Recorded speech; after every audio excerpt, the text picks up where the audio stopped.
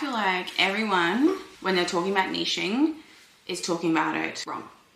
Or not maybe necessarily they're talking about it wrong, but they're only talking about a very, very, very small part of niching.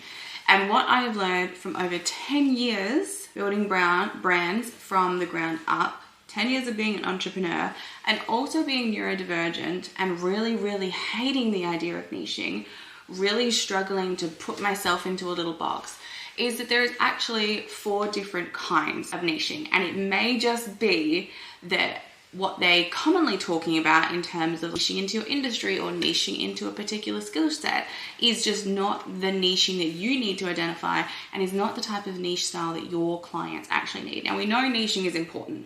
Niching is the difference between going to a general doctor, a general practitioner, and going to a women's health specialist who specializes in the specific type of pelvic pain that you experience. So niching is important. Specializing is important, but it's not in the traditional niche in the sense that you have probably been taught or that you've probably heard about. So let's dive a little bit deeper into what I have learned about niching and how I like to explain it to my clients when I'm either mentoring or consulting, working with them. And then also in my design business, my branding business, Time Creative, how I'm explaining it with those clients when we're going over their marketing plan as well. So niching for me gets broken down into 4 categories. The first one I feel is a really tricky one to get right, but those who do it right do it very, very well. And that is value-based niching. So you are niching down into the fact that you value the environment, you value sustainability so strongly that your niche is people who also value that same thing.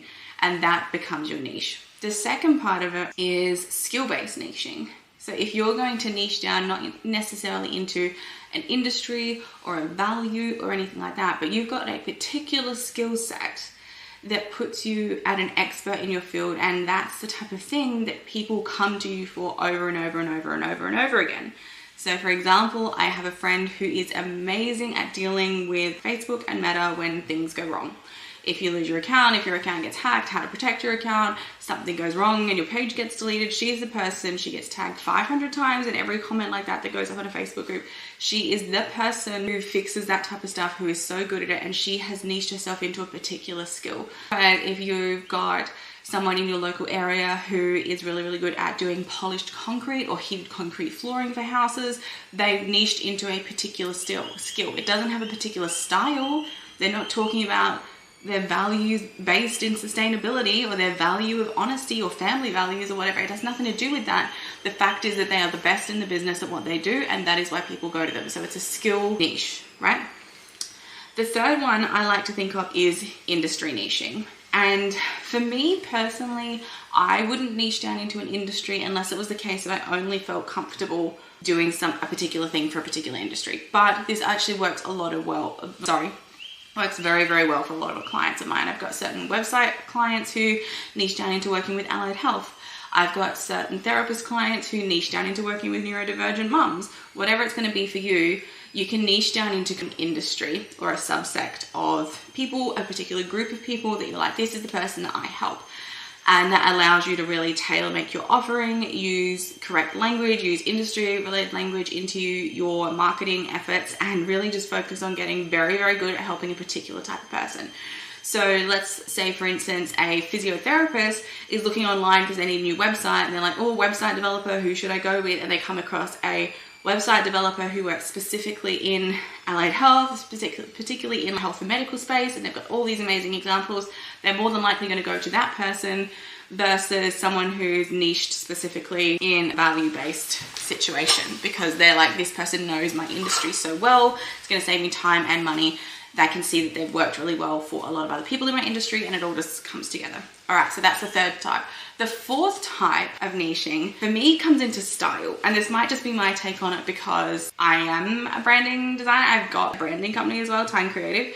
But for me, that extra element is like your style, and I see this happen a lot with creatives. You can niche into a style where you don't have to peg yourself into a certain type of industry. It doesn't have to be, oh, I work with allied health, or I work with tradies, or I just take photos of families, or I just do X instead of UI design work. But instead you can do this style-based niche where this is my style. This is my way of doing it. It might be really brutalist design. It might be a particular kind of way of editing your photos. It might just be a particular way that you do things that becomes your signature style. And so you're niching down into your style. It doesn't allow you a lot of creative flexibility, and if you're neurodivergent like me, you'll get bored of that style probably pretty quickly and want to challenge yourself with something new. But your clients and your audience is going to fall in love with your style, and that's what they come to you for. So that's kind of how I see it. There's 4 different ways to niche, and it's not that either of them are right or wrong. It's just figuring out what works for you. So to recap that, there's value-based niching, skill-based niching, style-based niching. What was the other one I said? Industry, value, industry, style, skill. Those are the four different types of niching down. So for myself, particularly in my design business, it's actually quite value-based niche because I really work with business owners across any industry, the business owners who they're busy bitches and they just want to hand the design work off to someone else, and they value my system, the way that I do things, my efficiency, my communication. So it's very much like a value and a personality, a way of doing things rather than the result on the other side. I don't have a signature style set, but I do have a way of doing things that is very professional, very efficient, and very bespoke. Whereas in my personal brand, I definitely have people who come to me because it is that connection that they have with me. There's a certain way that I do things. I would say more of that style-based niche, a certain language, a way of educating people. My husband's business, in his mechanic business, he's definitely not niched down into any particular industry. He was very much a value-based business. I've got photographer friends who are style-based. They'll do literally anything: business, family, photography, weddings, product-based, it doesn't matter, but they've got a very specific style, and that's what people come to them for literally all over Australia. They'll fly into South Australia to have photos from them. So there's 4 different ways to do it, equally all as powerful. You just have to figure out what is right for you. When it comes down to niching, I think it's really important to know and be able to step back and have a really good look at your business as a whole, what you do, and say, what am I really good at? What do I get repeat results for people for?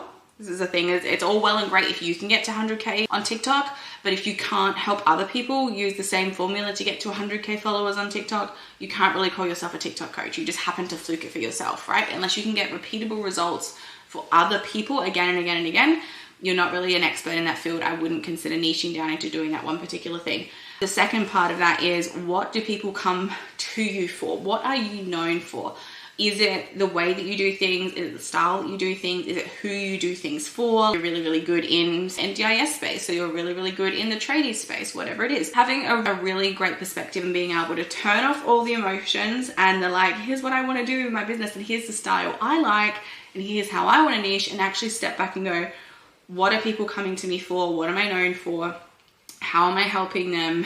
What niche style works best, not only for a profitable business model, but for me and the ease of what I do. There's no point, if you don't have a signature style, there's no point trying to niche yourself into a signature style to grow your design business, photography business, hairstyling business, whatever it is.